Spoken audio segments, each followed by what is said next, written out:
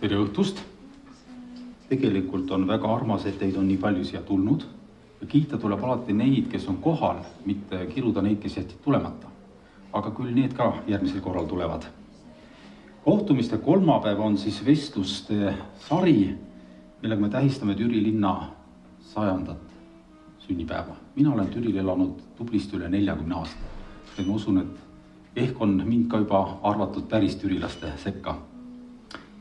Ja ma ameti tõttu tihti lugu kasutan arvutit, guugeldan ja nüüd on selline vägev tööriist nagu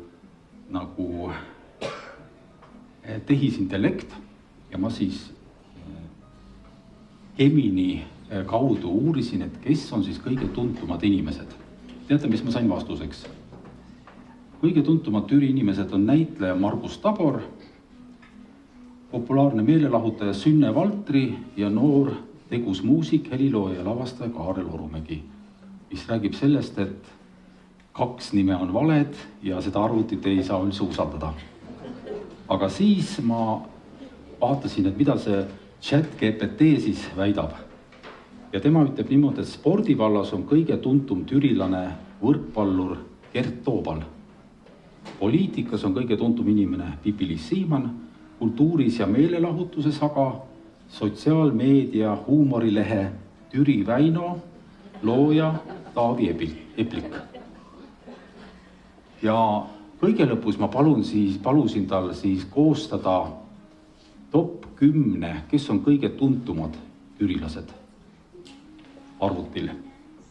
Äkki keegi oskab pakkuda, kes on teie arvates kõige tuntumad türilased? Ma ei räägi kuulsusest, kuulsus on natukene sellise halva maiguga sõna mõnikord, aga kes on kõige tuntumad türilased? Pakkuge mõni nimi. Pipi-Liis. Noolev Keil. Jah. Veel. Ülle Välimäe. Väga õige. Aga nüüd siis tulemused. Esikoht vaieldamatult kõige tuntum türilane on Gert Toobal, kes on Eesti võrkpallikoondise legendaarne sidemängija ja kauaaegne kapten. Mina olen käinud Gert Toobaliga korduvalt televisiooni asjus komandeeringust, teda interveerinud, küsitlenud, ta on tõesti hästi tore inimene ja järelikult väga tuntud. Teisena mainitakse Claudia Tiitsmaa, Eesti teatri, tele- ja filminäitleja, kes kasvas üles Türil ja lõpetas siin ka gümnaasiumi. Kolmandana minu jaoks, täiesti tundmatu nimi, aga Viktor Alonen, kes on endine Eesti jalgpallikoondise mängija, pidas aastatel 1992–2001 koondises 71 mängu, kusjuures ei löönud ühtegi väravat. Aga väga tuntud inimene. Neljandana on tuntuselt Pipi-Liis Siimann, Riigikogu liige ja endine Türi vallavanem. Viiendana Heino Seljamaa, näitleja ja laulja, kes on sündinud Türil ja siin koolis käinud. 6. on tuntud näitleja Enn Klooren, 7. Eduard Aule, kes oli poliitik ja Eesti Panga president 1920. aastatel. Ja vaatasin järgi, et täpsustatud andmetel ta sündis siiski Kabala mõisas, mitte Türil. 8. on siis Türil sündinud näitleja Andres Oks, 9. Eesti Filharmoonia kammerkoori laulja ja solist Rainer Vilu. Ja 10. nimetab see arvuti Türilt pärit kunstniku ja kultuuritegelast Helina Toater. Küllap olete kuulnud. Vilu, endine Vilu. Jah, aga täiesti juhuslikult on meil top 5 teine ja 5. inimene siin nüüd kohal. Palun siia siis Claudia Tiitsmaa ja Heino Seljamaa. Palun. Ärge veel istuge. Meil antakse kõigepealt üle teile kingitus valla poolt. Ja ma enne ütlesin, et need inimesed, kelle me oleme siia kutsunud, et nad on siin kas koduselt tundnud, koduks pidanud või loodetavasti koduselt tunnevad, et meil on teile siin toasussid. Ja me hea meelega näeme, et te panete need täna jalga ja tunnete ennast mõnusalt ja koduselt. Nii et võtame kingitused kohe kasutusse. Võtame siis jalad lahti ja Tänan väga, aitäh. Nii, aitüma, kas number on ikka õige? Loodame. Vaatame. Nii, kallid külalised, palun siis võtke istet. Ja me teie aega väga palju üle kulutada ei tahaks, me oleme kokku leppinud, et 1,5 tundi üritame sellega hakkama saada, ehk et... Täpselt paraja. Jah, 19.30 lõpetame. Ja vestlus näeb välja niimoodi, et 3 20-minutilist plokki, iga ploki vahele siis Heino on lubanud meile esineda ja lõpetame kindlasti ka teie küsimustega, kui te soovite midagi veel täiendavalt küsida. Aga hakkame peale.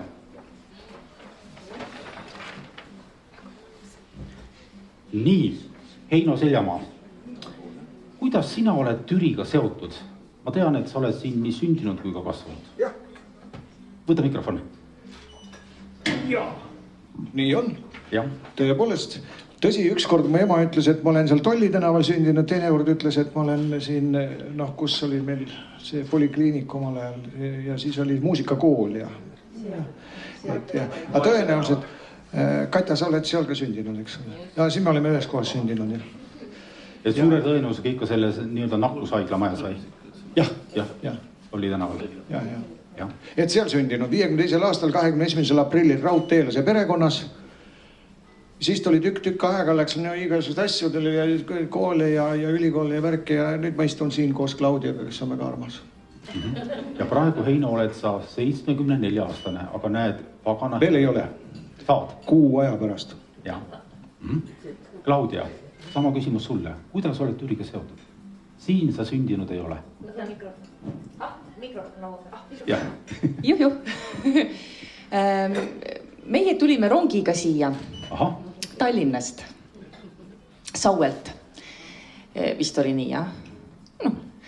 Ja siin ma mängisin Paljajalu Koidulu tänavas ja läksin siia väiksesse Mai algkooli ja siis ema tegi majandusgümnaasiumis näiteringi.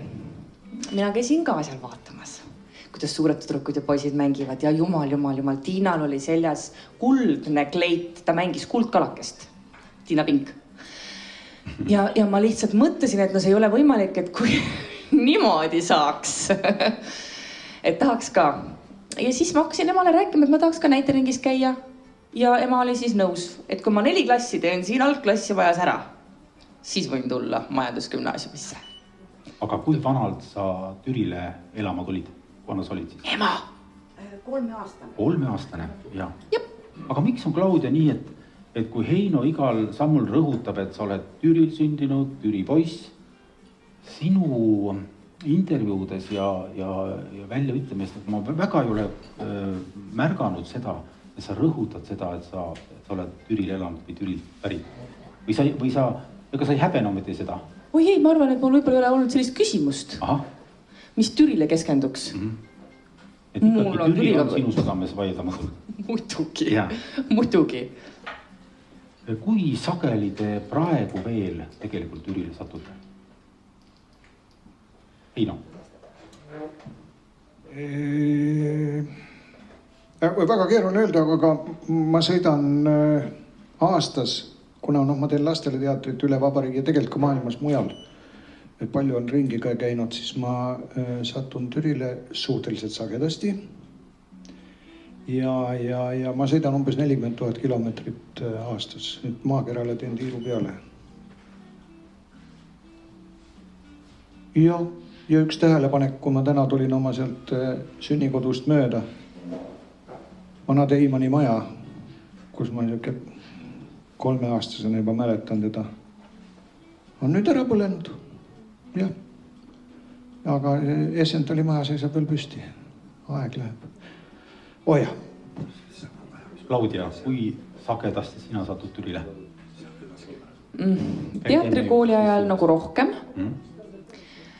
Ja siis, kui oli remondi aeg suur, siis ma lausa olin ühe suvekese peaaegu siin koos kõhubeebiga ja väikese mõnglikesega. Kui sa remontisid Viljandi korterit, siis...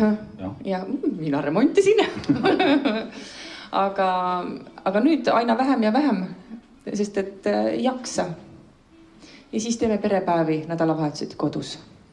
aga aeg-ajalt ikka jõuan. Aga lapsepõlve Türist, mis meenub esimesena? Väga isiklik. Minule meenub see, ma elasin Vaino tänaval suurema osa oma Türi elust. Vaino tänav 2, korter 2. Ja esimene asi, kui ma mõtlen oma lapsepõlve peale, siis tuleb meelde see, et suvi ma olen tuhast välja ja maisa on tööle läinud ja ma lähen kuuri ette, sest sinna paistis päike. Ja siis ja kasvasid maas need rohud, mida ma praegu saan, just kollaste täppidega kummel ja päike paistab ja soe on, sest toas oli jahe. Claudia, sinu esimesed mälestused või mingid eredad hetked Türilt? Mul on ka see, et hommikuti meil oli naabritüdrukuga, onutütrega kokkuleppe, et tema elas hoovimajas tookord ja mina siis suuremas, kus me praegu elame. Ja kes üles ärkab, see tuleb kohe trepile. Ja siis me tulime, kumb enne jõudis, siis öösärgis trepile. Päike paistis, kummel oli maas. Ja siis me rääkisime, mis unes nägid ja kõik see, mis me täna tegema hakkab, kas randa lähme või ei lähe. Väga sarnased mälestused. Türi inimesed ikkagi. Me mõlemad ühe elukutse oleme valinud. Jaa, aga jätkamegi sellega, et kuidas te jõudsite teatri juurde?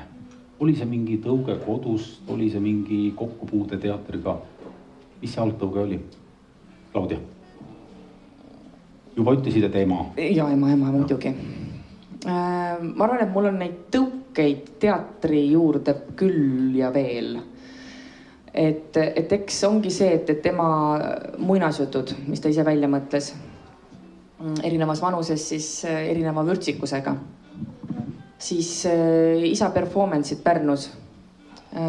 Vanaisa, kes oli laevakapten, küll mina ei ole teda veel laevakapteni mütsiga näinud, aga ma tean, et tal on see olnud.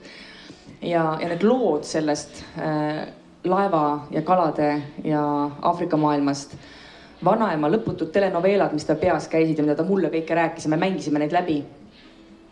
See, kuidas vanaisa Jaan tõi lauale rauhti, pardid ja jänesed, oli käinud just jahil. Kuidas ma vaatasin neid nagu käpad liikusid ja põnev. Vanaema Tiiu kelmikad mängud minuga, minimaalsed, aga kelmikad, see oli väga huvitav. Et ma arvan kõik need ja enne me just rääkisime ka seda, et algklasside majas käis ka Eino, me vaatasime 2 korda sinu etendust. Ja need, kui säravata nukud olid neile need kuldne kleit, eks ole, ja tema nukud, printsessid olid säravad ja kohver oli valge. Uskumatult palju ühist on teil kahel, jah. Aga Heino, sinu puhul ilmselt said määravaks Linda ja Nikolai Paal kultuurimes. Ei? Näiteringis. Ei taha kuidagi alahinnata. Linda oli erakordne inimene ja näiteringi vedaja, näitekunsti vedaja Türil. Täiesti erakordne. Ja oli ainult üks õnn, et sattusin sellel ajal just teismelisena sellesse majja.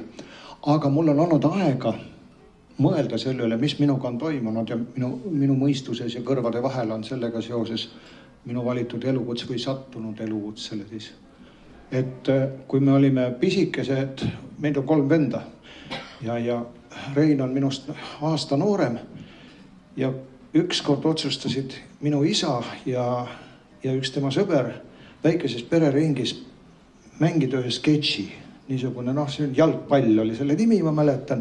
See oli nii naljakas, kuidas isal oli mingi vale nina ette pandud ja see oli tõeline niisugune koduteater.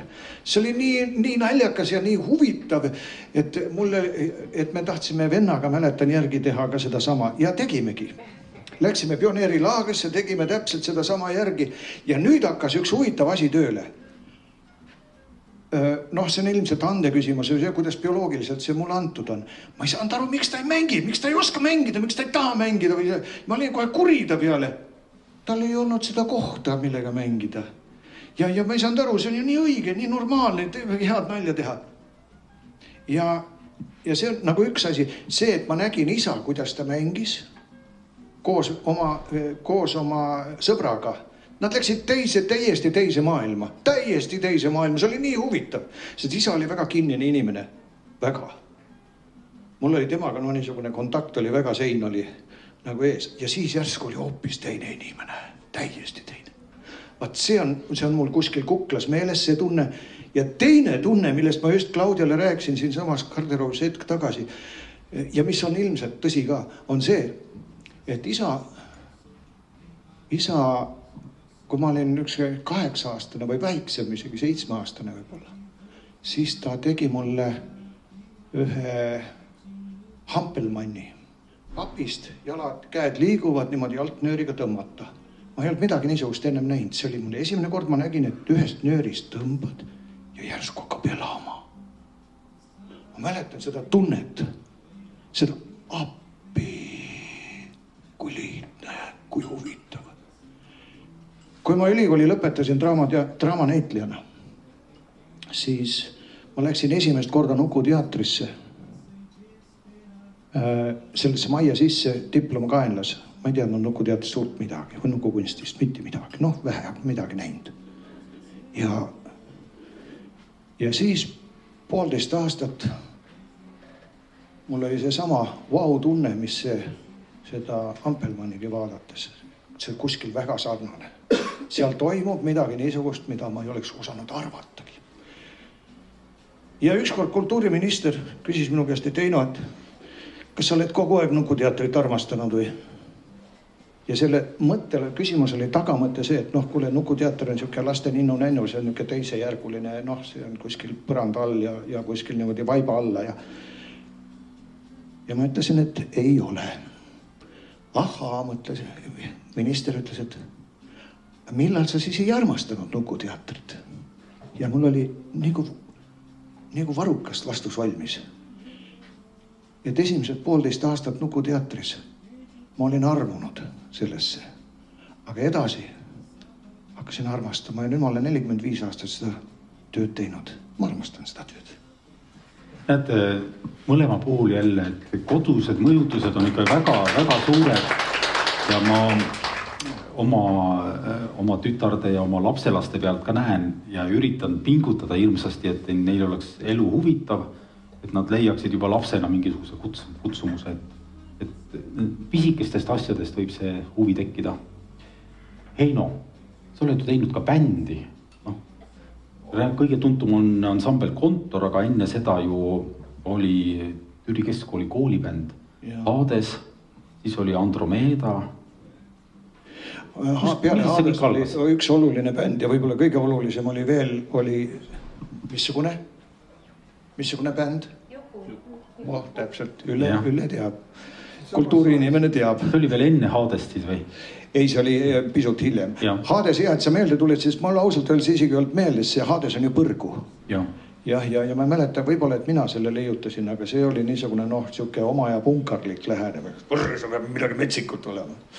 Ja Juku oli muidugi siis Paali Peetri, siis Lindapoja, Ville venna pandud nimi ja see oli ka päris hea.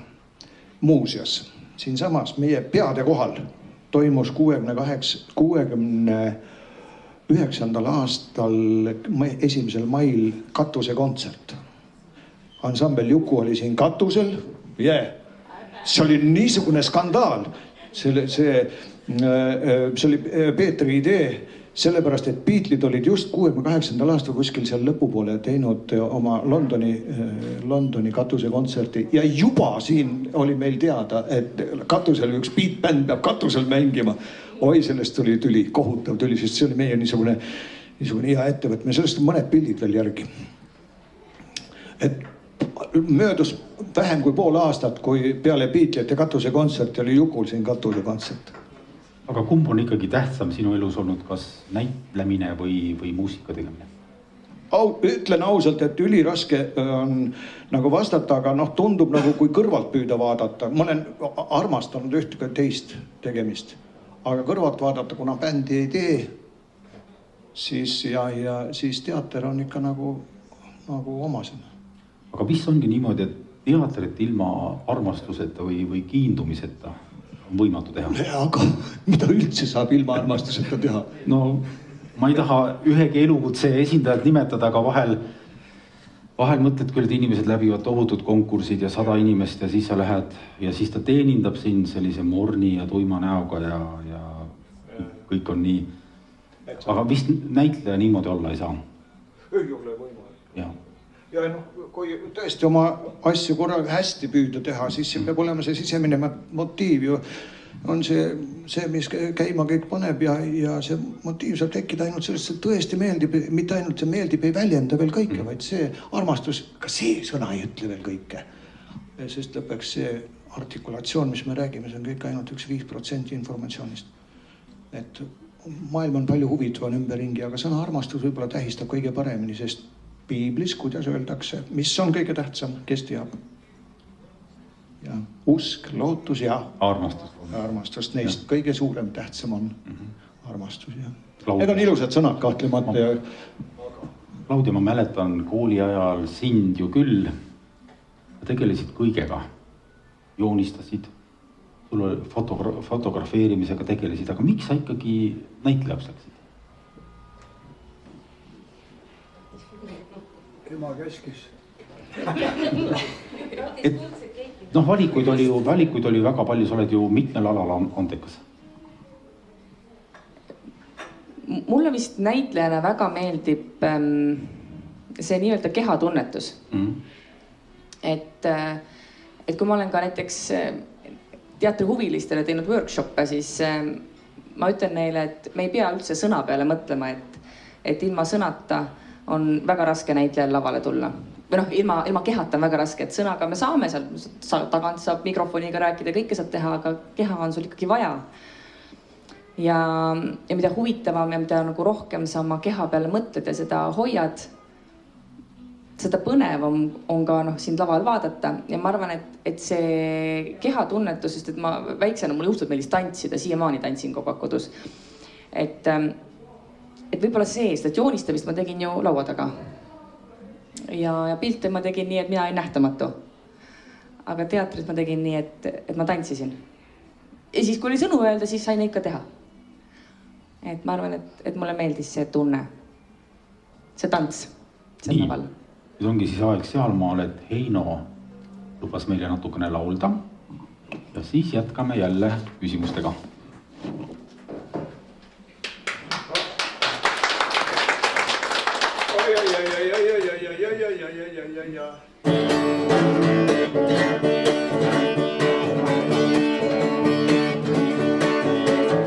Hea sõbra jauks on valla, muksed ja mu hing mu silma, hing mu kõrva ning mu perekonna ring. Kui tahad tule, alati, ma ootan avali või lendan enda kas või läbi telekanali. Aga nüüd lepime kokku nii, et kui ma laulu aeg tõstan käe üles, siis teie hüüate jaa. On aru saada? Proovime. Ja! No tubli, aga proovime julgemini. 2 korda julgemini, jah? Ja! Oi, poisid ikka tore on see elu, kui kõikidel on seltsimees või selu. Ja! Kui sinu hoov on ka su sõbra õud, siis ükski soovi käib üle jõu. Kui põnevaks ja rikkaks laupäev saab, kui sulle sõbrad küll ja tulevad. Ja! Hea sõbra jaoks on valla muused ja mu hing, mu silmad ning mu kõrvad ning mu perekonna ring. Kui tahad tule alati, ma ootan akeel avali või lendan enda kasvi läbi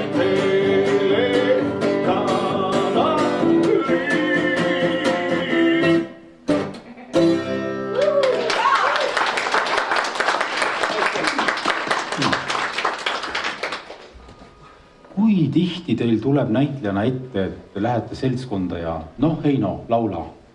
Claudia, räägi üks nali. Ja kas see teid mõnikord nagu solvab ka, et või see on lihtsalt elukutse paratamatus? kujuta nüüd kätte. Mikrofoni. Ja sa palusid, et Heino, sa laula nüüd ja ma oleks solvunud, mine potile, mina ei taha. On see pigem meeldiv alati, kui sellised palved tulevad? Minu puhul on sellega kehvasti, sest et mulle jäävad sõnad halvasti meelde ja ma ei tea ühtegi anekdooti, huumorisoont mul ei ole ja noh, laulda ma ka ei oska. Ja siuke jama ongi. Sellepärast oledki näitleja. Jah, andke ka tekst ette, küll ma selle ära teen. Heino, sina lõpetasid või astusid Tallinna Riikliku Konservatooriumi lavakunsti kateedrisse 1970. aastal, kohe pärast Türi keskkooli lõpetamist, kuid langesid sealt üsna ruttu välja. Aasta pärast, jah. Mis juhtus? Noh, detailides keeruline pole, aga mõned asjad siiski. See haridus, ma olen sellest kordavalt rääkinud, ma pean kahjuks ka täna siin oma kaaslinnast seda sama rääkima, et see 11 aastat, mis nõukaaegne haridus oli, see oli kohutav. See valetamine lastele, see missugune mingi muu maailm, mingi kohustus, ma mäletan ainult seda, mul oli väga harvad ja õndsad hetked, kui ma tundsin, et ma tahan targemaks saada või ma tahan haritud saada või väga harvad hetked olid ja see on tegelikult kuritegu lapse vastu. Ma ei tea, kuidas see saavutati, aga ilmselt kogu see kommunistlik valem oli Türi koolis nagu igal pool oli sees. Ja minul on see mälestus. Mul ikka vahel tuleb meelde, võib-olla natuke liialdatud, aga August Alle on öelnud, et laulgu teised voodi lapsepõlvele, minus äratab ta õudse tundmuse. Vaat ma vahel mõtlen niimoodi, see on võib-olla natuke liialdatud, aga et laulgu teised voodi koolidele, aga minus äratab see õudse tundmuse. Ühesõnaga, vot nii kriitiline ma olen küll. Ma arvan, et ma olen aus, sellepärast, et ma olen näinud hiljem, kui ma ülikooli läksin, see oli täiesti teine maailm. Täiesti teine maailm. See vaimne muutus oli mulle peaaegu võimatu vastu võtta, mis toimus.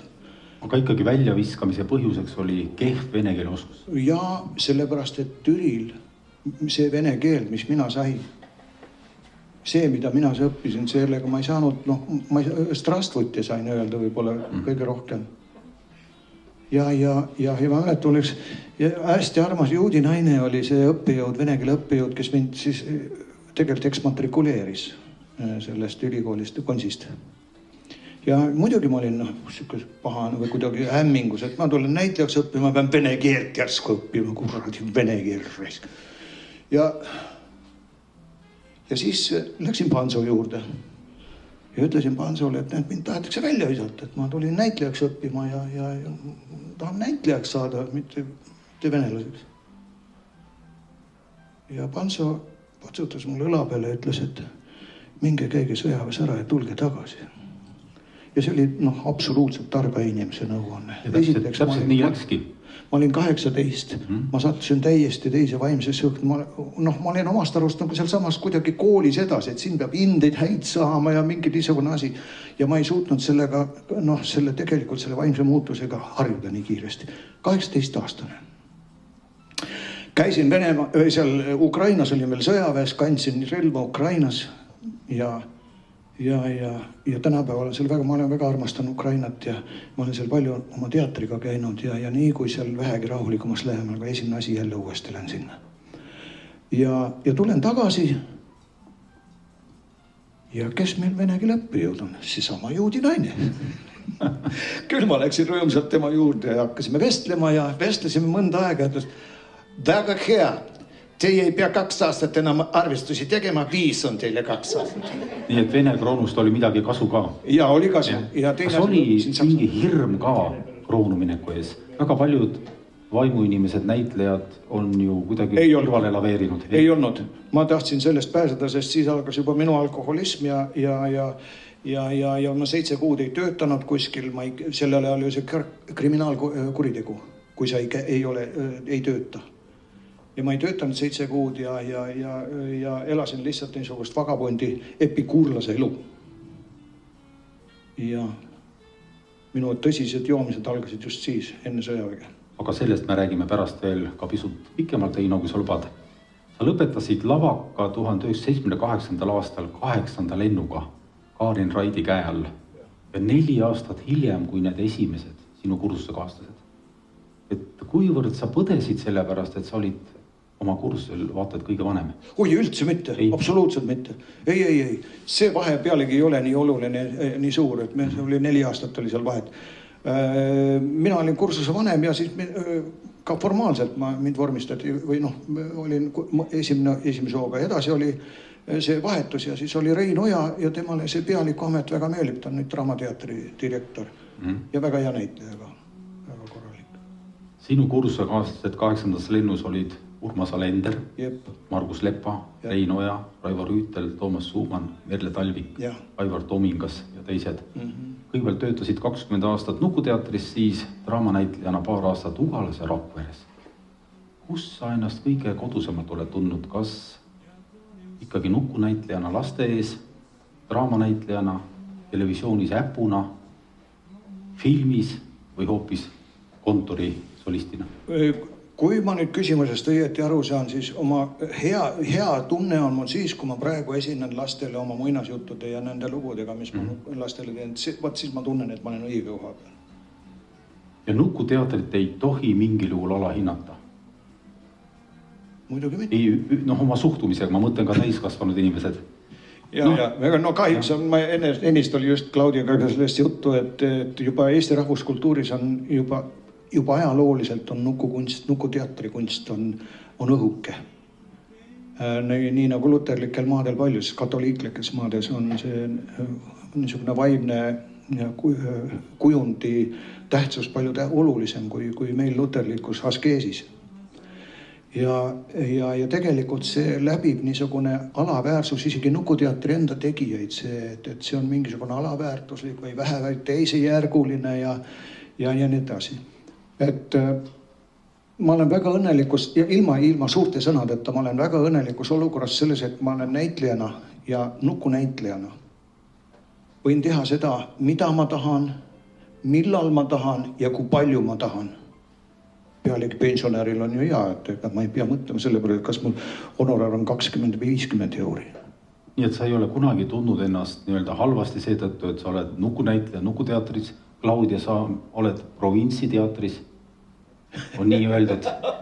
Oled sa selle pärast kunagi ennast halvasti tundnud, et mõni küsib, et miks sa Tallinnas ei ole? Viljandi on täiesti minu linn. Mulle väga sobib seal. Ja ma usun täiesti, et see ei ole niisugune ilusa näo tegemine, vaid näitlejale, kes oma tööd armastab, ei ole oluline see, kas seda teha Torontos või Türil. Ja mina võin kinnitada, kes ma oma töö tõttu olen viimasel 10 aastal ära näinud kõik Ugala lavastused. Kõik need üles filminud, Claudiat näinud kõikides rollides. Et Ugala teeb väga head tööd praegu, väga uhke teater, soovitan kõigile. Aga Claudia, miks sa ikkagi läksid just nimelt Viljandi Kultuuriakadeemia lavakunsti erialale, mitte Tallinnasse lavakasse? Oli sul selliseid valikuid üldse? No valikud on ikka, aga täpselt sel hetkel, kui mina majandusgümnaasiumi ära lõpetasin, võeti Viljandisse. Aha. Ja läks imeliselt, ma sain ju Kaljuga õppida. Kalju Komissaar oli siis kursuse juhendaja. Ja see vist tuleks ära õiendada, et see eelarvamus, et Tallinna lavakus on just kui parem või annab parema hariduse või vist on kohati vastupidi, et Viljandi annab sellise praktilise. Jaa, seda ta võib-olla on, aga eks sellel on olnud ka oma ühtesid aegasid ja teisi aegasid, et praegu on jälle ju peade vahetus, toimuvad uued tuuled jälle. Aga kindlasti on see üks see Kalju koolkond, vist võib nii öelda lausa, et selles on midagi müstilist. Kõik, kes on mingi suure õpetaja all olnud, need teavad seda, et kui sa oled olnud suure õpetaja õpilane, ja sa kohtad mõnda teist õpilast, kes on olnud sinust vanem või noorem, siis järsku saad temaga nagu poole sõna pealt aru. Et vahel tulevad need õpetaja mingid tsitaadid, tavai teeme, et see on, meil on oma keel. Ja see keel on kehas, see keel on mängustiilis, see keel on isegi võib-olla teksti õppimises, see keel on lavaeetikas, mis toimub enne ja pärast etendust. et see on nagu hästi äge ja see, et Tallinn on parem või halvem kui Viljandi või vastupidi, seda ka ei saa öelda. Et natuke teistmoodi õpetatakse mõlemas kohas näitlejaid. Viljandi lisaväärtus on vist see, et seal on butafoorid, valgustajad, helitehnikad, kogu see teatrimaailm teiste erialadega on ümberringi veel. Ja, ta annab nagu sellist vaatevinklit, et sa ei tee üksi teatrit, et teater on kollektiivne kunst. Ja tead, mis meid seob ju veel puht selle kooliga. Konstantin Stanislavski, siis Vene teatri suurkuju, me oleme otsesed järglased. Stanislavski õpilane oli Mari Josipovna Knebel, Panso õpetaja oli Mari Josipovna Knebel ja mina olen siis nii Panso kui ka Raidi õpilane, aga Raidi õpetaja oli jälle Mari Josipovna Knebel, kes oli siis Stanislavski õpilane. Nii et me oleme täiesti kohe otse järjest selles traditsioonis sees. Ja te olete mõlemad ikkagi õppinud Draamanäitleja. Otseselt teatrilegendi käe all, Komissarovi juures, Panso juures. Ka mul oli Kaljuga üks kokkupuude ja see oli väga vahva. Niisugune töine, mängisin ühte peaosade mõeldes. Mina olen Kalju Komissarovi juures 3 korda kodus käinud intervjuusid tegemas. Tunned ka teda, jah? Ja, tundsin küll, jah. Aga Claudia, sinu kursuse kaaslased on Saara Pius, Marika Palm, Adele Jaago, Rait Õunapuu, kes on Järvamaa mees. Ja sinu praegune elukaaslane ja laste isa Allo Kirs. Suurem osa neist on välja arvatud Saara Pius on siis Ugalas sinu kolleegid. Kas Ugala oli pärast lõpetamist sinu ainukene valik või oli ka teisi teatreid silmapiiril? Või sa olid juba nii Viljandis sees, et see oli mõeldamatu, et kusagil mujale? Ma arvan, et kui mina kooli lõpetasin, siis ma olin üsna tuulelipp. Mul ei olnud kindlaid tahtmisi või isegi kui mul olid mingid tahtmised, siis ma ei osanud neid niiviisi sõnastada võib-olla kui täna ikkagi, eks ole. Aga mul oli väga tugevalt kõrval minu Kallimäe. Ja ta sõnastas mulle väga palju lahti, miks teha just see valik, kui oli ka teisi valikuid. Ja kui ma kuulasin, kuidas ta aitas mul igal pool plusse leida, igal pool miinuseid leida, siis lõpliku valiku tegin loomulikult mina. Ja ma ei tea, see on ju super valik, kus sa saad oma kursakaaslastega koos alustada. Teistes ei oleks sellist võimalust olnud. Kuidas sinu läks? Oli sinu kursuselt ka kedagi Nukuteatris? Me läksime neljakesti siis 78. aastal Nukuteatrisse Diplom Kainlas, mina esimest korda, teised vist mitte. Urmas Alender, Toomas Lepa ja Eve Maremäe. 4 inimest. Margus Lepa. Margus Lepa, jah, vabandust, jah. Margus Lepa ja Eve Maremäe. Neist näitlejana ei tööta praegu keegi. Võid seda sama öelda, et oli nagu abi noorel näitlejal, kui kursuse kaaslased on kõrval? See oli põnev. Ma ütlen, ma sattusin lihtsalt põnevasse seltskonda ja ma ei olnud kuidagi üksi, et mind visati kuskile Nukuteatrisse, teised läksid Draamateatrisse mängima. Ei olnud niimoodi, et meil 4 kesti üks noored ja meid võeti, Aguril oli nii peanäitjuht oli sellel ajal. Oli nii palju hoidu, et ta hakkas meiega tõsiselt tööd tegema ja Agur on esimene Eesti kogu Nukuteatri kunsti ajaloos mees, kes tõi Nuku kunstisse tõsise kunstitaotluse. Tema hakkas tegema Shakespeare'i, Tammsaaret, Tuglast. Ennem oli tõesti niuke Zdravstvuyte ja Petuh! Niisugune Nukuteater. Aga siis Agurist alates ja kui see esimene haritud näitlejate punt saabus, see oli niisugune suure muutusaeg tegelikult Nukuteatris. Sinna tuli tõeline kunst. Mitte sellepärast, et meie seal mängisime, vaid see, jah, et püüdlus oli, soov oli teha head teatrit. Vaatasin just Ugala kodulehte ja praegu on Ugala mängukavas 6 lavastust, millest sa kaasa teed. Kas sul on alati olnud teatris nii palju tööd? Või need rollid on erineva kaaluga ka kindlasti? Ilmselt on. Kummaline on see, et ma olen numbrites ka hästi kehva, siin on õpetajaid, kes teavad seda.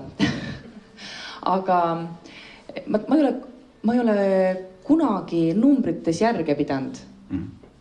Ja kusjuures aeg-ajalt tuuakse välja, et mitu on ja palju teinud ja kõik.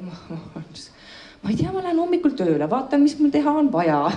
Õhtul vahel vaatan ette, aga see ongi nagu, ma tegelikult ei tea, mitu lavastust. Kui see on tore, et sa nüüd ütlesid, et 6.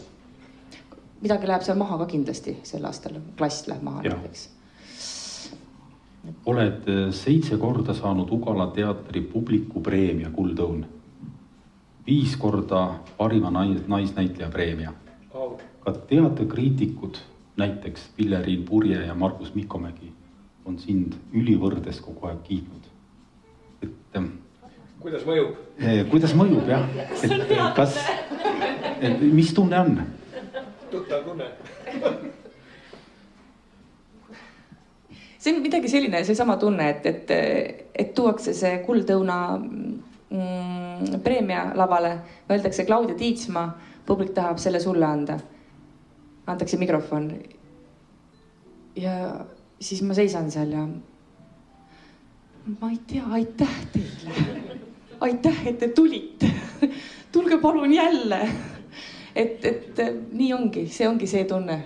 Ja selles tundes on, ma arvan, et natukene seda, nad ikkagi tõesti tahavad mind näha. On ju, see tunne ka. Aga kuivõrd need arvustused teile korda lähevad? Mina ikkagi väga hoolega jälgin ka Sirbist nende lavastuste arvustusi, mida ma olen näinud, et mida nad siis kirjutavad. Aga näitlejale, kui ikkagi päris hinnang on põrmustav või vastupidi ülikiitev, et Heino, kuidas sulle mõjub? Ma ei ole oma arvustusi lugenud juba 20 aastat vist enda kohta midagi. Et olen niisuguses varjulises rahulikus situatsioonis, aga mul oli täna etendus. Tartus lastele mängisime Hoffmanni Pähklipurejat. Hoffmann teadupärast kirjutas niisuguse muinasjutte, et neid on õudne praegugi lugeda. Kus raiutakse näppe maha ja ta nägi teistmoodi hoopis maailma, kui me niisugused ilusad. Ja kujutage pilti, ennem juba üks administraator, mul on seal üks niisugune stseen, paroodiline, kus ma teen nukuteatrit ja siis kuidas hea võidab paha ja kas sa tead paha, et hea võidab sind alati ja siis hakkab teda peksma. Lastele teeb see muidugi väga palju nalja, siis lõpuks see hea ütleb pahale teises käes, et sure koer! Ja lastel on see eriti naljakas, oleks kärma. Ja siis ta sureb niimoodi, see ma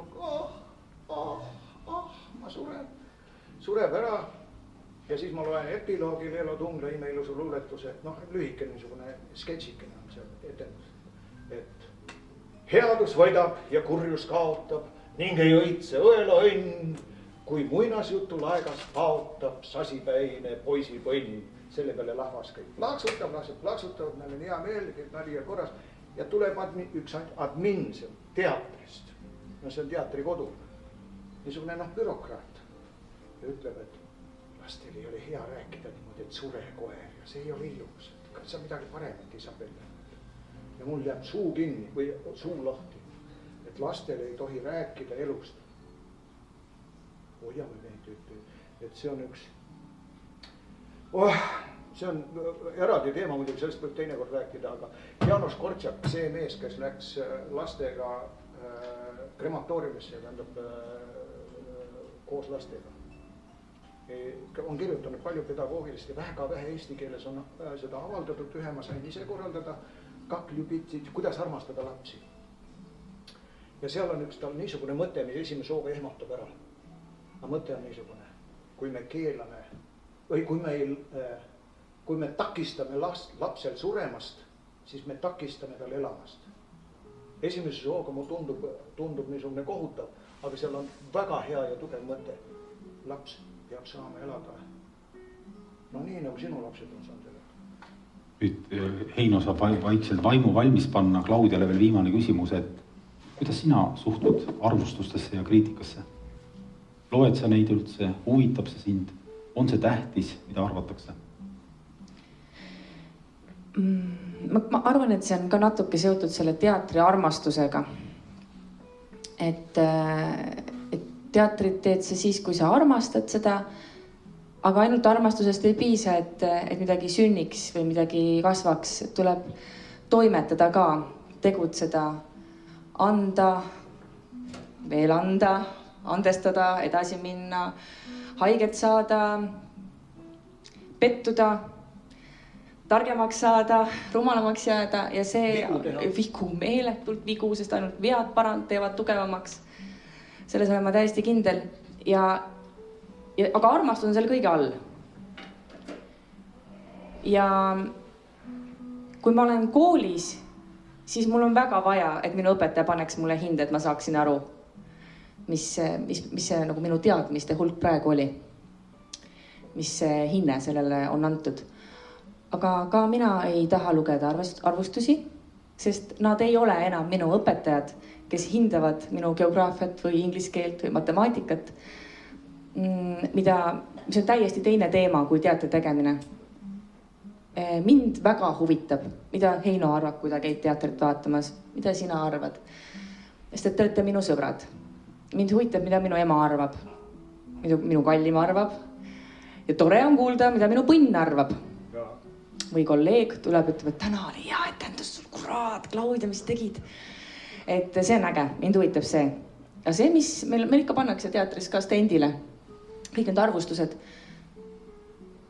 ma ei loe neid, sest nad ei ole mulle.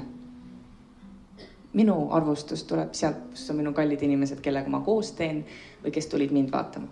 Väga õige, Claudia. Aitäh! No, Linda. Ma olen ikka nooremas põlves ja niimoodi hääli järgi teinud, aga üks hääle järgi tegemine ei ole mul kunagi välja tulnud. Ma arvan, et täna on see õige hetk, kus see peaks nüüd välja tulema, aga otsustage ise. Ja see puudutab nüüd seda kriitikat päris otsekoheselt kohe. Igasuguste tohmanitega võib ju kokkupuutust olla, aga seda ei tohi kuidagi sisse lasta. Ma kujutan ette, et see ei ole mitte ülbusest, näite ülbusest see, et ma seda kriitikat liiga tõsiselt ei võta, ei peagi võtma. Sellepärast see on tõesti täiesti teine asi. Et tegutseva näitlejana mul on hoopis täpsemad mingid märgid, kes lähedane, keegi annab mulle mingid. Sellest on mul tõesti kasu. Aga nüüd vaata, kas ma saan ühe hääle järgi tegemasega hakkama või mitte. Siiamaale ei ole õnnestunud.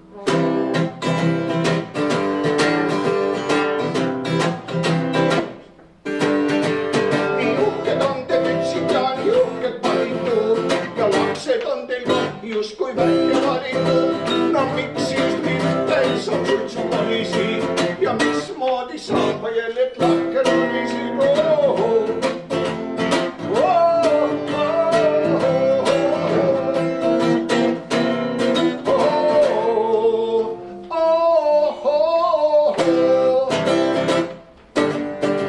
Las korja porja ja arja vanamoor, las kutsulased norka. Kaitsepalga eest, las tulla tundsa korjama siis selle palga eest.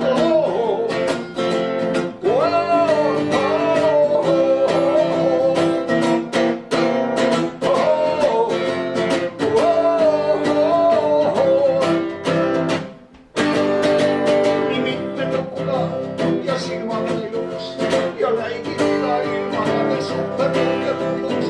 Ei tea, kus ainult seda kooli haridust. Käia nagu looma kannust loohu.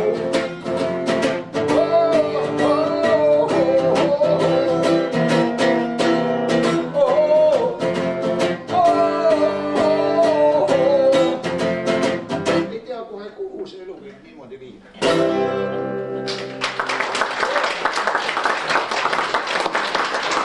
See oli vist siis koristaja lauluke ansambli Kontor repertuaarist. Ja ma mäletan, kunagi ma sattusin Tallinna vanalinna ja parasjagu käisid filmi Slaagervõtted Viru tänaval. Ja ansambel Kontor tegi seal ka ühe laulu. Seal oli mingi selline seen, sina seal laulad ja siis viskusid munakividele, padi pandi sulle pea alla. Loo tekst oli ka minu oma. Kord uinusin ma väsinud vend, et magatada iseend. Surid jalad, käed, tagumendid, kuid süda jäi, see raip ei maga. Vot see on ka üks teema, millest me pärastpoole räägime, et kuidas ometi see tohutu maht teksti inimesel pähe jääb ja meelde jääb. Aga praegu Heino, sa tegutsed peaasjalikult ikkagi nukunäitlejana. Sul on ühe mehe teater, Kohvriteater, mille mängukavas on praegu 3 lavastust. Lotte, Kokas Roosike ning Suur Peeter ja Väike Peeter. Ja Spjašja krasavitsa. Ja Kohvriteatri kodulehel sa kirjutad, maailmas on üks Eesti. Eestis on üks Kohvriteater. Kohvriteatris on üks näitleja, meisternäitleja. Selle kirjutasin ma ise. Eino, võta mikrofon, palun. Ja, võta mikrofon. Ja. Miks sa seda Kohvriteatrit teed? Mida see sulle annab? No peale selle, et raha on ka vaja teenida, aga sa oled ju öelnud, et tegelikult seda tööd ei tehta raha pärast. Ainult. Jah, ilmselt mitte küll. Ma ei mõtle liiga tõsiselt enda asjadele, kas raha pärast või mitte.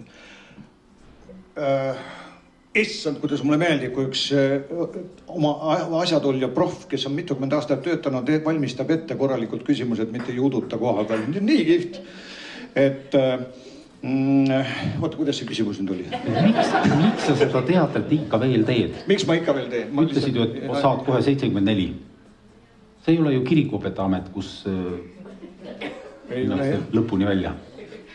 Miks ma teen? Ja. Mul tuli lihtsalt sellega meelde ükskord üks AK-s Aktuaalses Kaameras oli, ma ei tea, 30 aastat vähemalt, aga rohkemgi. Juhan Viiding tegi ühe lavastuse Draamateatris ja pärast seda siis tuli reporter, nagu oleks sinagi tulnud, tema juurde seal, need olid seal püsti lava ees. Niisiis, Juhan Viiding, miks te selle lavastuse tegite? Mis tunne on? Hetkeks ootab. Meie tahtsime. Ja siis oli järgmine lõik läks kohe. Meie tahtsime. Juhan oli niisugune. Enda ametist lähtuvalt ma võin öelda, et Claudia on väga hea intervjueeritav. Osa näitlejaid on väga halvad intervjueeritavad, sest nad on harjunud andma ainult seda teksti, mis on neil ette antud. Ja siis, kui sa lähed mingi muu jutuga või vabalt tulnud küsimusega, siis nad lähevad lukku. Et Claudia, kuidas sinu on? Et kas ma lähen lukku? Kas sa lähed lukku, kui mõni küsimus on väga ootamatu? Ikka läheb, ega muidugi. Vahest on niimoodi, et erutuses ja ärvimuses, mis närveerimisse puutub, ega me ka siin samas, kui me olime siin taga, siis me niisugune tunne, et kas on, just vaatasime otsa, kas on niisugune tunne, nagu läheks praegu etendusele, väga sarnane. Ikka, see käib asja juurde ja ma pean ütlema seda, et ma lootsin kunagi, et ma olen ühte etendust mänginud üle 2000 korra. Ja, see on rekord Eestis. Ja 40 aastat. Ja see ei ole mitte sellepärast, et ma ei viitsi teha või oska või ei taha teha või ei laisk või. See on täiesti uus maailm, mis tekib siis, kui ma olen väga palju mänginud, kus mul on iga liigutus täpselt teada ja ma pean hoolitsema selle eest, et see sünniks praegu esimest korda. Vaat see on nii vinge ülesanne, kus ma tean tehniliselt hästi täpselt kõik on mul lihastes veres ja nüüd ma saan hakata looma, tegema alles, mängima. Kas on olemas 3. etenduse needus, et siis läheb kõik halvasti? Teise vist, jah. On küll, jah. Et see on väga, ma saan, et siin on isegi nagu teaduslikult mingisugune põhjendus olemas, et kui esikas oli niisugune vau, ja siis tuleb ülehomme nüüd uuesti teha. Teeme siis nii, nagu esikas oli, hakkame Me ju teame, kuidas käib, me ju teame ja lähme teeme ära. Hakatakse kordama ja ei saa, sest iga etendus on esietendus, nii tuleb mõelda.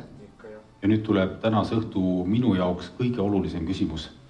Olen nii palju oma elus teatrit näinud lähedalt, lava tagant, laval, põhiliselt Ugala ja Demufi ja mitmed harrastusteatrid samamoodi.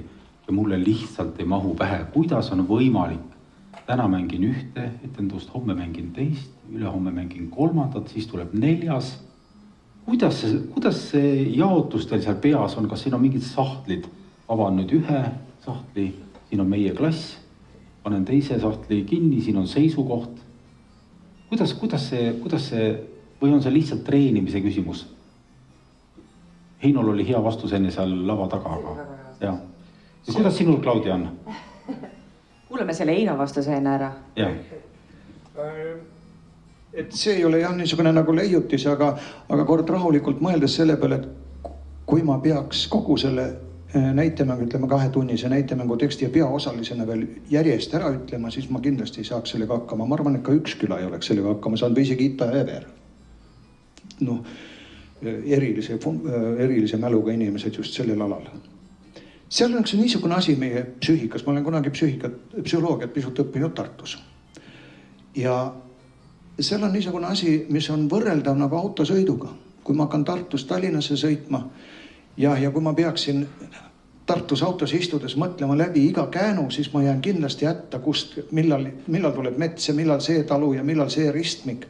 Aga kui ma sõidan, juba käin, liigun, siis ma tean, et kui ma olen Mäo ristis, et siis algab kohe 2-realine tee Tallinna poole, siis tuleb see märk ja niimoodi. Et seal on umbes samasugune fenomeen on see, kui ma lähen oma rolliga, liigun siis etenduse lavastuse käigus edasi, siis iga hetk ütleb mulle ette, mis edasi hakkab toimuma. Et see ei ole niisugune müstiline sõlu, et ma pean neid masse kuidagi pean ette lugema, mida me oleme harjunud koolis, et õpid pähe ja siis loed luuletuse ette, see ei ole see. Kuidas sinul, Claudia? No minul just eile täpselt seesama tunne oli seisukoht, äkki 3.-4. etendus. See on tohutult äge tükk, minge vaadake. Claudia teeb väga ägeda rolli, seisukoht. Peita lavastas selle. Aga kuna seal on nii palju teksti ja tohutult palju peab ise vedama, ehk siis ise olema autojuht, eks ole, kõrvalistujana on alati kergem olla. Siis juba see vedamine väsitab ära ja etenduse lõpuks vahel öeldakse, et ma ei tea, esimese vaatuse lõpus olid näitaja kuidagi nii väsinud, vahel öeldakse nii, et see tunne tekib küll. Ja siis ma mingi hetk olin kuskilt seal akna juures seisin, mõtlesin, et ma ei tea, kus mul pärast seda monoloogi tuleb see asi ka meelde või. Mõtlesin, Claudia, lihtsalt mine, küll tuleb. Ja tuli. Et eks ta on nii. Ja tegelikult meil on ju tekstiraamatud, et kui etendus saab läbi, siis me unustame ära, anname ajule puhkust. Järgmine päev hakkab uus asi, võtame raamat, vaatame asjad üle. Ja oli küll nii, see on uudis, aga olgu. Ja siis me lähme ja teeme selle asja ära. Ja kui pikalt ei ole mängitud, siis on ikkagi taastamisproovid enne. Ja ma olen tähele pannud, minu üks tööruum asub Ugala teatrisaali üleval, seal on aknakesed, valgustaja, helitehnik ja seal on väike tõlgiruum ja seal ma saan monteerimas käia salaja. Ja kas on olnud ka niimoodi, et lähed lavale või lähed sinna ettevalmistusruumi ja korraga ei ole üldse meeles appi, mis tükki me täna mängime? Kuidas see kõik algab? Seda vist ei ole, aga on olnud laval seda hetke. Et etteasteruumis on ikka meeles ju, kui vaatad, mis partneril seljas on ja kõik on enam-vähem hästi, aga jõuad lavale ja siis... Aga seal on ju oma märkide keel, mingi märgusõna, mille järgi sina jälle tegutsed. Ja, aga kui mina olen autojuht, siis kõrvalistuja ei saa ju rooli keerata, ta ei tea. Räägime neist niisugust olukorrast, kus järsku must sein on ees. Või et partner eksib ja ei tule seda märguannet sulle. Partner ei eksi. Aga kusjuures kummaline on see, et oled küll seal laval ja niimoodi ja siis järsku vaatad partnerit, et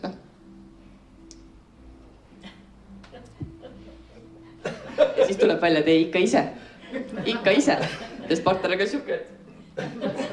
Kas on teie praktikas olukordi ka olnud, kui etendus jääbki seisma? Minul ei ole seisma. Mul ei ole olnud, aga mul olin ääre peal. Mäletan Urmas Alendriga kahekesti tema Urmas Alendri siis luulekava oli ja oli üks koht, mis mulle ei jää meelde see ja ma tean, et tuleb nüüd kohe minu kord ja ma ei tea, mida ma ütlema pean. Ja vaat siis oli see, et see minu arust kestis muidugi igaviku, aga tegelikult oli see niimoodi, et ma ei tea, mis mootor see oli mul järsku. Ma ei tohtinud kuidagi välja näidata seda, et ma olen nüüd puntras omadega. Ja mis ma tegin? Ma hakkasin midagi nagu ütlema ja hakkasin inimestele otsa vaatama niimoodi. Vaatasin niimoodi otsa ja samal ajal, kui ma otsa vaatasin, ma sain mõelda, mida ma ütlema pean. Siis läksin omast oma kohale ja ütlesin seda, mida ma ütlema pean. Mingit pausi auke, aga mina olin juba selles augus tegelikult. Minul oli üks sügav auk, kui ma töötasin Kuma raadios. Tuli ka saateid juhtida ja lähen otse eetrisse ei tule enda nimi meelde, ei tulnud meelde ka Henn Soku nimi, kes istus mul kõrval. Ja see oli ikka täitsa kohutav olukord. Täitsa selline tunne, et see kestis 20 minutit, võib-olla oli... Infarktieelne seisund. Jah. Kas on teie praktikas sellist olukorda olnud, et tuju on kehv, tervis on vilets, ei taha, lihtsalt loodad ainult, et jääks ometi see etendus ära, ei taha minna tööle? Kes see ütles selle kuldse lause, et näitleja kõige parem päev on see, kui etendus jääb ära? Ja näitleja on 2 korda õnnelik siis, kui etendus on lõppenud ja siis, kui etendus ära jääb. Kas on teie süül või pärast kunagi etendus ära jäänud? Minu pärast küll. Jah.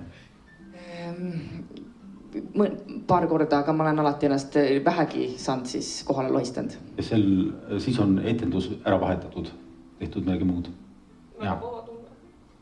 Aga haigusesse, mis puutub küll, mida ma kindlalt olen kogenud, ma ei ole mingi puukallistaja ega ausalt öeldes ka mitte religioosne inimene. Aga mul on kogemus, kus ma lähen haigena või äärmiselt halva enesetundega lavale mängima ja pärast etendust on tervis tagasi. Ja. See on fakt, see ei ole mitte enesetunne, vaid reaalne fakt. See on ju kohutav vastutus. Inimesed on ostnud pileti ja mitte odava. Saalis on 560 kohta või palju seal Ugalas on. Kui tihti sellele mõtled, et ma ei tohi ennast kolleege alt vedada? Ei, minu pärast ei tohi jääda ära. Ma lähen lavale. Karita Vaikjärvel oli kõhutõbi. Mõlemas aksis oli pang. Tal oli pearoll. Ja ta käis ühe panga juures teise juurde. Ja kui ta ei jõudnud õigeks ajaks, siis partner täitis auku ja siis nad tegid suudlusseenid ja läks teisele poole. Meie kohtumine hakkab varsti lõppema, aga inimesi huvitab kindlasti teie isiklik elu ka. On ju? Ikka tahaks ju teada. Ma vist pean hakkama minema. Ka bussi peale minek. Claudia, sinu elukaaslane on näitleja ja lavastaja Vallo Kirs, kes on ka sinu laste isa. Ta on ikkagi su abikaasa ju, ütleme nii. Ja, su lapsed on siis Vallo, Valter ja Villu. Mitte, et sul on 3 last, aga sul on 2 last. Ühel lapsel on lihtsalt 2 nime. Ja. Mida emaks saamine tegelikult ja ema olemine muutis sinu näitleja elus? See on tohutult suur muudatus. Mis muutus? Nad rääkisid muidugi mulle juba seda varem, et kui naisnäitleja saab lapse, siis muutub kõik. Ma olen siuke lahe. Mis seal siis muutuda saab? No olgem ausad, ma olen ikka sama pikk, sama pruunid jõustega, millest me räägime. Ja teised naised rääkisid, kui sa saad kord emaks, siis muutub kõik. Näitlejad räägivad sama juttu, näitleja formaadis, emad räägivad sama juttu, aga nagu emade no, mis neil naistel siis on nii väga, mis seal siis nii ka muutuda saab?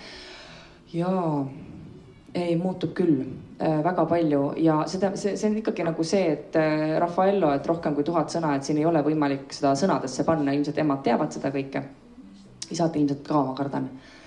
Et see laps on midagi nii väikest ja samal ajal midagi niivõrd suurt ja hoomamatut, et need jalad, mis enne lõid igal peol tantsu ja igal pool olid rõõmsad ja lendasid ringi, tahavad olla nüüd vastu maad ja oma lapse kõrval. Ja see sama tunne on ka laval ja kogu see elu väärtus, et mida see elu tähendab ja mida tähendab olla täna siin ja elada. See tunne on ikka jackpot tunne, sest et ta on nii suur, et hommikul ärgates lausa ehmatab ära, ma olen ikka veel elus. Mul on võimalus tänane päev ka ära teha. Kui äge, mille peal ma varem üldse ei mõelnud. Ja seega kõik need rollid, mida ma teen, on seda sama elujaatust, rõõmu, nii täis, nii minu roll, kui see näitleja, kes laval on, mõtleb, et jah, millised partnerid mul on, kui kihvt ja nad on ka elus, kui kihvt. Et elu tuleb sisse. Kui ennem tuli see, et tahaks nagu võib-olla mingid siukseid asju elus teha või tahaks selliste akendega maja kunagi või tahaks ikkagi hobuseid või tahaks endal blondiks värvida. Ei, tahaks lihtsalt elada ja teha seda, mis meeldib. Aga see on tohutu väljakutse, kui peres on 2 näitlejat. Sa mõtlesid graafikuid? Jaa, graafikud on jah. Puu püsti täis. punased, sinised, kollased, hästi palju värve on seal, hästi palju värve.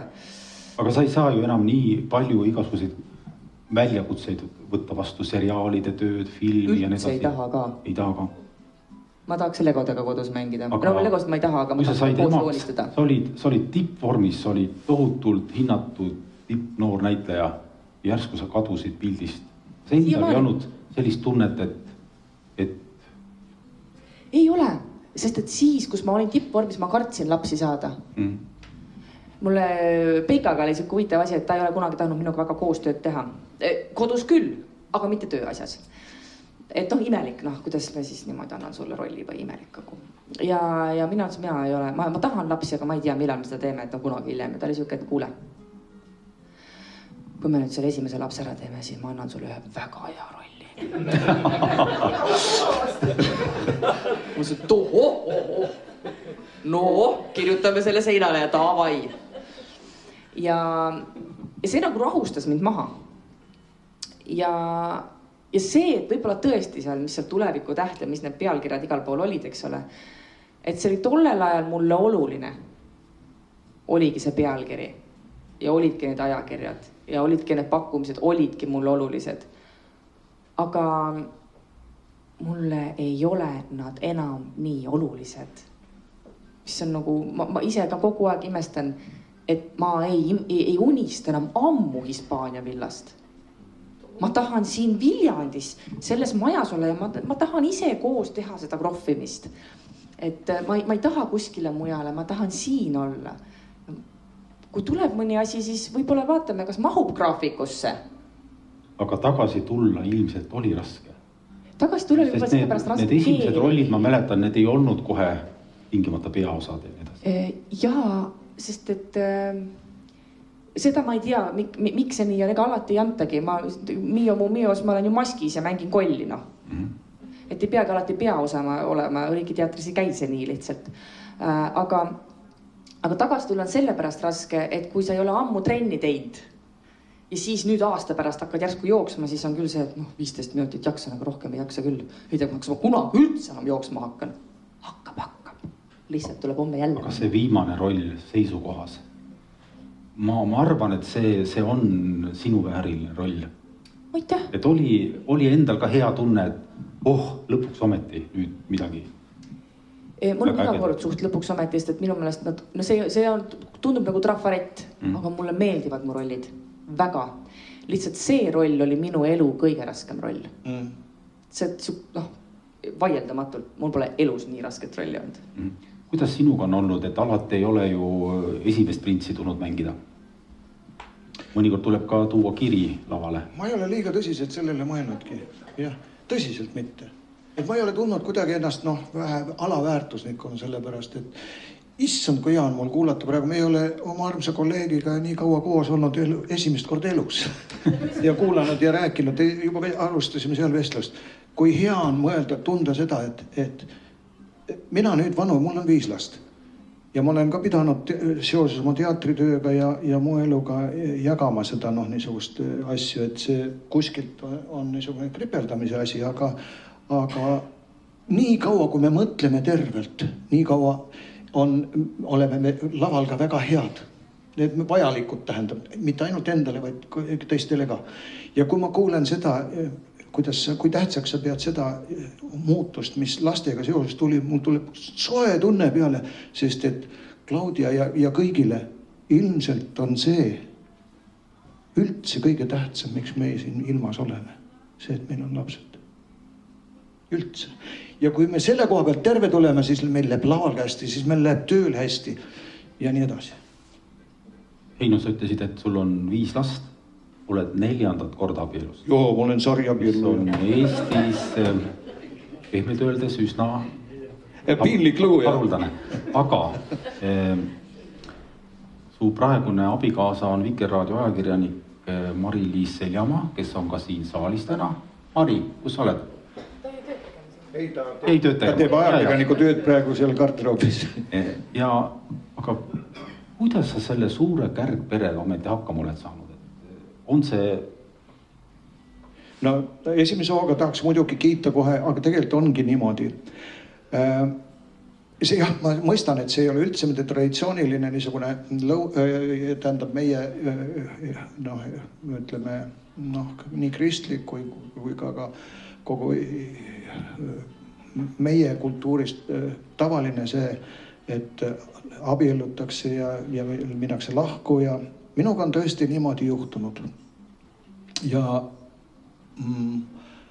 Aga nüüd täna, kus ma olen 9. aastat õnnelikus abielus, võin ma täiesti ausalt öelda, et kogu see pingutus tasus ennast väga kuhjaga ära, tõsiselt kohe. Sest ma sain ikkagi teada, mida tähendab tõeline armastus. On sul säilinud side eelmiste perede ja lastega? Jaa, me saame väga hästi läbi, oleme väga sõbralikes suhetes. Nii et see sõna kärgpere oli see liialdus? Ma ei tea, mulle see ei meeldi, ega me ei ole ju pere selles see mõttes nagu traditsioonilises mõttes, aga see, et meil on suhted korras, see on tõsi. Et jõulude aeg oleme seltskonnas ja meil ei ole niisugust rusikat taskus. Me teame, millest me räägime ja millest me ei peaks rääkima. See on väga hea koht ennast õppida see, kuidas ma võiksin paremaks muutuda, et mitte igal hetkel inimest kuidagi püüda torkida. Seda ei ole vaja teha. Ja kõige lõpetuseks olen jätnud sellise teema nagu Heino Seljamaa ja alkohol. Küllap türilastele on see teada, olen minagi mingi 20 aastat tagasi kohanud Heino Seljamaad täiesti purjus tuigerdavana siin Türi linna vahel. Meie pilgud küll korra kohtusid.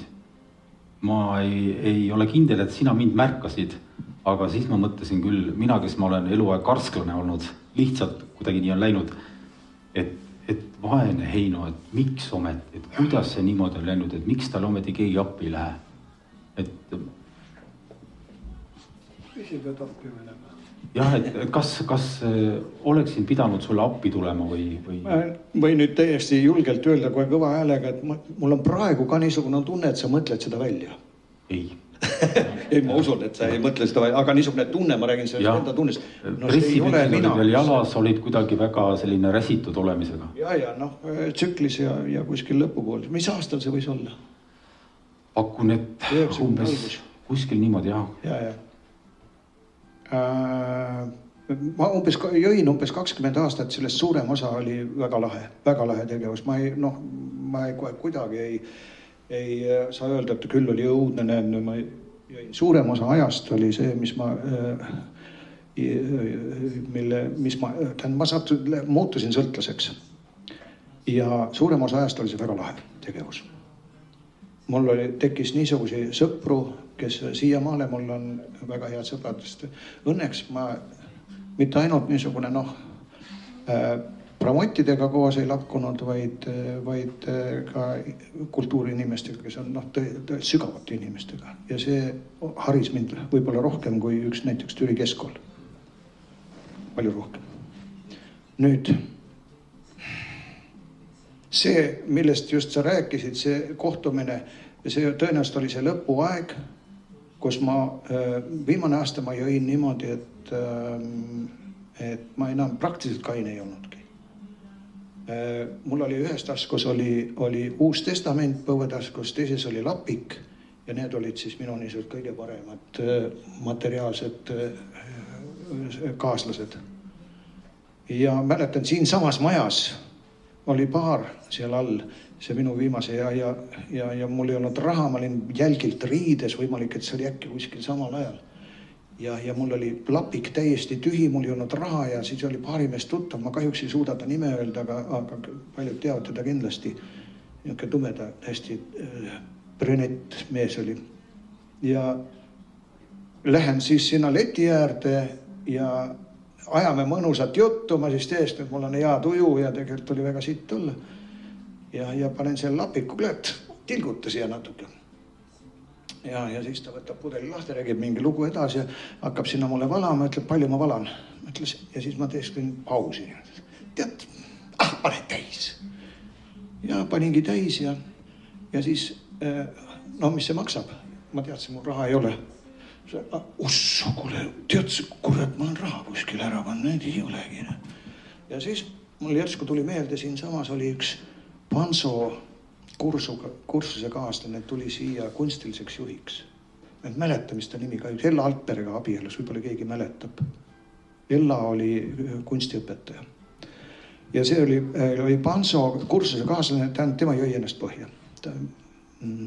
Ja tema täpselt samamoodi kunagi laenas minu käest 20 kopikat, kui ma keskkoolis olin siin tööl, et ta tahaks osta seda mingit raamatut ja ma nägin, et ta valetas ja ta sai ise ka aru, et kõik näevad ja tal ei olnud raha ja mul tuli täpselt see lugu meelde siin samas allbaaris, et ma valetan ise niimoodi, teesklen, et mul ei raha. Kõik see oli väga õudne. See oli kohutav. Ja kogu see lugu on muidugi oma keerulises väga pikk, aga ühel hetkel läksin ma, kui ma olin ennast üksikuks joonud täiesti. Naised, lapsed, töö, kuskil mind ei olnud vaja, ma olin üksinda. Siis ma küsisin oma sõbrat Ott Tarderilt nööri ja ronisin puu otsa. Tema juures kodus. Ja seal, see on see, mida ma enam sõnadega edasi ei oska kuidagi anda. Ma vaatasin taevas ja täis taevas sügis november. Ott tulatas mulle, toas olime. Ma küsisin, kas sul nööri on? Rohkem ma ei öelnud midagi. Ta läks teise tuppa, tõi mulle nööri, sõber. Tõi mulle nööri ja ma läksin välja, ronisin puu otsa. Seal juhtus midagi, mida ma sõnades ei oska seletada. Aga ma nägin nagu taevas Oti nägu ja seal oli üks pisar nagu täht tuli alla.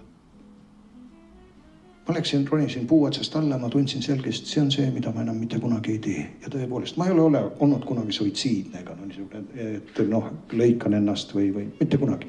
Ja seekord ma tundsin, kui ma sealt alla tulin, et seda ei tee ma enam mitte kunagi.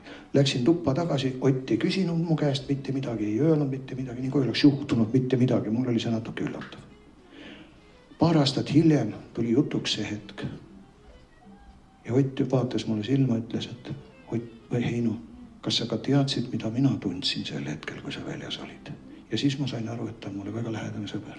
Siis ta tundis täpselt seda sama, mida mina taevasse vaadates tundsin. Ott uppus alkohoolses epilepsias, põlvekõrguses vees seal Kassaris. Räägin veel. Sulev Luik. Enne seda, kui ta tapeti oma joomakaaslaste poolt seal samas kodu lähedal. Ma käisin tema juures kodus ja rääkisin, ma olin juba kaineks jäänud. Rääkisin, et see on võimalik, et see on võimalik pääseda. Ja ta kuulas väga tähelepanelikult, tal oli huvitav, aga kuidagi andis märku, et see eneseabirühm, milles ma olin siis juba nagu seotud millega, et see talle ei sobi. Umbes 6 aja pärast torkasid joomakaaslased talle noakahtu. See talle ei sobi. Evald Ermaküla tuli Nukuteatrisse peanäitejuhiks. Mul oli õudselt hea meel, sellepärast, et Evaldi mõtteviis klappib, kujundlik mõtteviis klappis väga hästi sellega, mida Nukuteatris tehti. Ainult, et Evald oli selleks ajaks umbes pool aastat järjest joonud. Ta ei olnud töövõimeline ja ükskord ta ütles mulle, et tule minu kabinetti, et tahaks midagi rääkida, aga siis tuli midagi vahele, et tead, räägime teine kord. Hästi. Ma nägin teda umbes nädala pärast Kuku klubis ja siis ma olin ka juba tükk aega kainanud. Ja ma ütlesin Evald, et kuule, et sa tahtsid muga midagi rääkida. Ta vaatas mulle silma ja ütles, ma ei mäleta. Ja ma sain aru, et ta valetas mulle. Umbes 6 aja pärast riputas ta ennast Kadriorus puu otsa ja alla ise ei tulnud. Juhan Viiding umbes, siis kui me käisime veel koolis, kooli ajal, me tulime Moskva kohvikust välja, meil oli vahest niisugune homme Johaniga, et me läheme teeme väike konjak julgete meeste baaris, pukis. Tegime seda nii mõnigi kord, kui kokku saime linna peale, ajasime juttu ja nii. Ja siis me tuleme Moskva kohvikust välja, et neil oli kokku leppinud, läheme julgete meeste baari. Juhan tuleb minu järgi ja ütleb järsku vaikuses: Heino, sa ei tohi rohkem juua. Ma sain aru, et ütles mulle midagi väga tõsist, aga täiesti konteksti väliselt. Ma ei saanud üldse, selles mõttes, miks ta seda ütles. Aga ma tundsin, et sellel oli mingisugune vägi taga. Ja unustasin. Umbes paarkümmend aastat hiljem, Tõnu Kark räägib mulle, et kui Juhan tegi Hamleti teadupärast käivitub kogu Hamleti lugu, see käivitub sellest, et Hamletile tuleb külla tema isa vaim, kes kohustab teda siis tegutsema hakata. Siis Tõnu Kark räägib sellest, kuidas Juhan rääkis talle, et tema on kogenud seda, kuidas isa vaim talle külla tuleb ja isa vaim oli Juhanile öelnud: Juhan, sina ei tohi rohkem juua. Ja ma tean, Juhaniga meil oli sellest juttu ka, et ühel hetkel ta ütles, et talle see üldse ei sobi. Isa oli teda tulnud talle ütlema, et sa ei tohi seda teha. Enne seda, kui Juhan oma veenid läbi lõikas, 2 päeva ta jõi. Ühisnimetaja kõige sellel on üks: alkohol. Kohutavad lood. Aga ometi küsimus on, kuidas sina sellest pääsid? Ohoho. Juhan, Heino, sina ei tohi rohkem juua. Ja siis te saite täiesti õieti aru, tegelikult on see, et see ei ole minu jaoks. Ja seda on väga keeruline, kui on sõltuvus välja kujunenud, aru saada, et see ei ole minu jaoks. Ja see on nii paradoksaalne, kui see ka ei ole. Kaasaja võimsumad psühholoogid on päris selgelt selle välja toonud just alkohoolikute uuringutes. Selle, et sõltlane satub peale esimest doosi õigemasse vaimuseisundisse, õigemasse. Kes meist ei teaks, kes natuke rohkem viina võtnud on, et pohmakaga roolis olla on tunduvalt ohtlikum, kui on see õigem vaimuseisund tulnud. See on reaalselt ka nii. Seadus muidugi räägib midagi muud hoopis ja nii edasi, kõik see on õige. Nüüd sõltlane just seda tunnebki, et ta satub siis õigemasse vaimuseisundisse. Et see on paradoksaalne. Siit moraal, et ärge seda järgi tehke. Aga hakkame siis jutu otsa kokku võtma. Ja mõlemile ühine küsimus, et kas olete alati julgenud loota, et jõuate sellisesse kohta, kus te olete praegu, olete mõlemad väga tuntud ja ka inimeste poolt armastatud näitlejad. Mis on teie elus veel saavutamata või tegemata? Noore inimese käest on muidugi seda naljakas küsida, aga mis see järgmine tipp või mägi on, mida sa tahad ületada, Claudia? Või nüüd ongi pere ja lapsed, see on kõige tähtsam?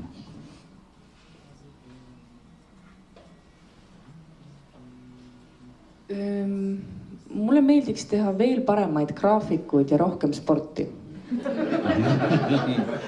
Ja head tööd antakse sulle nii. Ma tahaks loota, et Tugala püsib, sest mulle väga meeldib seal teha. Ja. Heino, kuhu sina oled omadega välja jõudnud ja mis on veel ees? Üks väga ilus sündmus on ees ja see on 18. juulil. Kui kõik läheb nii, nagu plaanitud on. Küll ta läheb. Ma loodan ka. Nimelt, mul on 5 last, ma olen hoolikas olnud järglaste sigitamisel. Aga need on ludrid olnud, et üks lapselaps ja seagi on Jaapanis. Ja eile sain ma teate, et mu tütar Seattle'is Ameerikas ootab last ja 18. juulil see sünnib. Ma saan jälle vanaisaks. Nii, meil on veel 3 minutit aega, et teie aega mitte rohkem kulutada. Lepime kokku, et 3 küsimust ka publiku poolt, et kas keegi soovib midagi meie tänastelt külalistelt küsida? Jaa, palun. Liino rääkis siin pikalt oma sõltuvused. Claudia, sul on ka mõni sõltuvus? Muidugi on. Tahate sellest rääkida? Minu sõltuvused on magamine, ohtralt magusat süüa ja ilmselt siis magamine tuleb järgmisena jälle.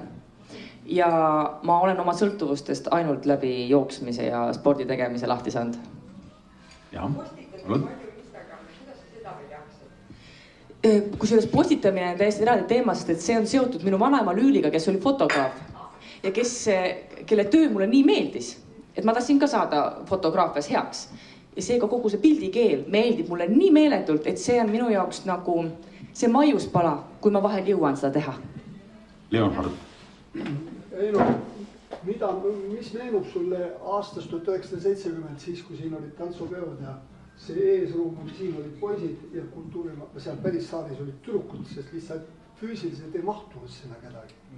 Nii oli jah. Ja aga mida sul sealt sellest asjast on nagu võrreldes praeguse aega, me just rääkisime need siin tantsuparteriga tolleaegsega, et kui võimas see, kui tore see oli siis. Mis sul seal? Mul oli muidugi pilk teine pool, et ma vaatasin lavalt alla, et kummaline, mu isale ei meeldinud tantsida ja mina ei ole ka eriti tantsulõvi olnud kunagi ja ma arvan, et see oli väga sellest, et ma ei tundnud ennast tantsides eriti hästi, sellepärast, et ma olin harjunud vaatama, kuidas see tantsitakse. Ja. Aga sellest on üle poole sajandi tagasi, jah? Ei, umbes pool sajandi. See oli Tom Jones, eks ole siis, Vallelaam. Yes. Ja plikad veel läks eriti peale. Ja sul laulud, värgid, asjad olid täpselt sellised, et no ei ole ime, et mul 5 last on, eks ole. Nii, ja nüüd veel viimane küsimus, kes soovib? Ja, palun. Ei no, me oleme koos olnud laval, sina voodis ja mina sinu voodi kõrval. Kas see oli salaaed või? Pealkirja mina ei mäleta, umbes 60 aastat tagasi. Umbes niimoodi, see võis olla salaaed, jah. Vist küll, jah. Jah, see oli üks ilus etendus. Kata muuseas nuttis selle etenduse järel. See oli niisugune magus, armas õnnetu lugu. Nii. Tegelikult ma tahaksin ühe asja veel korda ajada ennem, et mitte valesti aru. See, mis ma rääkisin avameelselt oma sõltuvusest, siis mitte sellepärast ma ei räägi, et vaadake, kui kõva mees ma olen ja kõik on pääsenud ja raisk tehtud, tahte jõud peab asi üldse selles. Vaid kui on, ja meil on lähedasi, kes on sellega tõsiselt hädas või isiklikult hädas, siis minu poole võib pöörduda 24/7. Helistada mulle ja mul on head nõu anda, sest et see eneseabirühm, millega tööd ma olen nüüd 30 aastat juba teinud pea iga päev. See on mul niisugune päris tavaline igapäevane käitumine. See on tunnistatud sotsioloogiliste uurimuste järgi kõige tõhusamaks alkoholismi sõltuvusest vabanemise meetodiks kiriku ees ja meditsiini ja kiriku ees. Et kui siis lihtsalt, et oleks tead, ma sellepärast sellest räägin, et ma saan olla abiks. See on kogu minu selle enese avameelsuse tegelik sisuline põhjus. Suur tänu meie tänastele külalistele. Enne kui ma päris lõpetan, siis 25. märtsil on teie ees Helina Toater, Rainer Vilu ja Anneli Vilu. Ja siis on küsitleja rollis Arnika Tegelmann. Ma väga tänan, et tulite. Need sussid võib endaga kaasa võtta. Ja ka Ülle ja kelle ees oli, ma ei tea, aitäh. Sest ma oleks läinud just ostma neid. Ja, teeme aplausi ka.